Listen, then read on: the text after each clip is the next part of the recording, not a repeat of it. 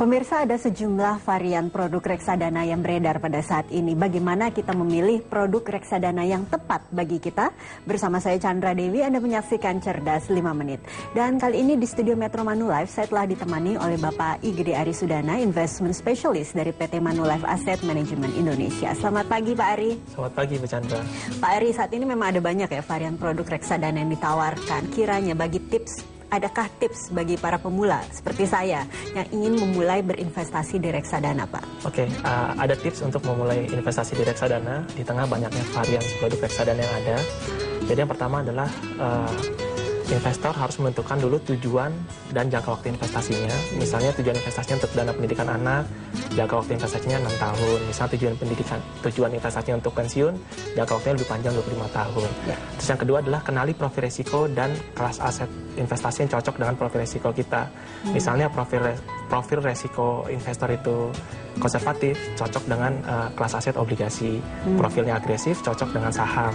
Dan yang terakhir adalah yang ketiga, itu kita tentukan besaran yang mau diinvestasikan dan jangan lupa pilih manajer investasi yang handal dan terpercaya. Jadi ada 3 ya Pak Ari. Ada 3 langkah yang harus diperhatikan terlebih dahulu. Tujuan investasi, jangka waktu investasi, juga tingkat resiko. Tapi kenapa kita tidak memilih kinerjanya lebih dulu ini Pak Ari? Karena kan kalau kita berinvestasi ini pasti harapannya ya Pak Ari ya, hasil investasinya yang diharapkan setinggi mungkin. Iya Ibu Chandra, jadi memang banyak yang berlaku saat ini adalah investor itu melihat dari kinerjanya dulu jadi patokan. Padahal yang harus diperhatikan dari kinerja reksadana adalah yang pertama, itu kita harus ingat jargon investasi high risk high return. Suatu investasi yang menaruhkan potensi hasil investasi yang tinggi, di dalamnya pasti terkandung potensi risiko yang tinggi.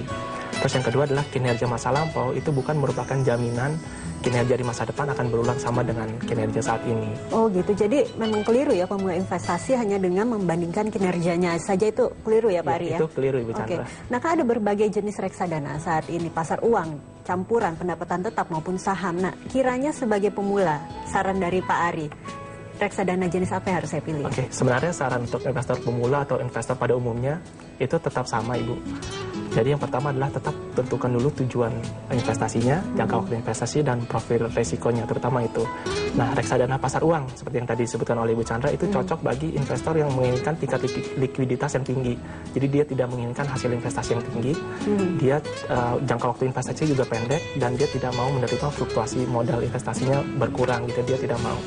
Nah, reksadana pendapatan tetap itu cocok bagi investor yang tipenya konservatif, yang punya jangka waktu investasi menengah, mau mendapatkan hasil investasi di atas inflasi, dan dia bisa menerima fluktuasi nilai modal yang relatif lebih tinggi dibanding yang reksadana pasar uang. Dan yang terakhir ada untuk reksadana saham, itu cocok bagi investor yang menginginkan pertumbuhan nilai modal yang tinggi. Dia mau mentoleransi fluktuasi modal investasi yang juga relatif lebih tinggi, dan dia punya jangka investasi yang relatif lebih panjang. Nah, terlepas dari investor atau pemula atau umumnya, tentukan dulu tujuannya, profil resikonya, jangka waktunya, dia bisa pilih di kelas aset yang sesuai. Oke, setelah paling tidak ini pemirsa di rumah sudah mulai mengetahui kiranya tujuan, jangka waktu, profil resiko, dan juga jenis reksadana yang akan dipilih. Lalu langkah selanjutnya apa ini? Yang paling penting adalah tentukan manajer investasinya yang mengelola investasi reksadana tersebut. Cara kita menentukan manajer investasi yang baik, yang bisa terpercaya, itu bagaimana cara? Sebenarnya ada beberapa hal yang perlu kita lihat. Yang pertama adalah track recordnya, lihat pengalamannya, tim investasinya siapa, direksi perusahaannya siapa, prestasi yang pernah diraih apa.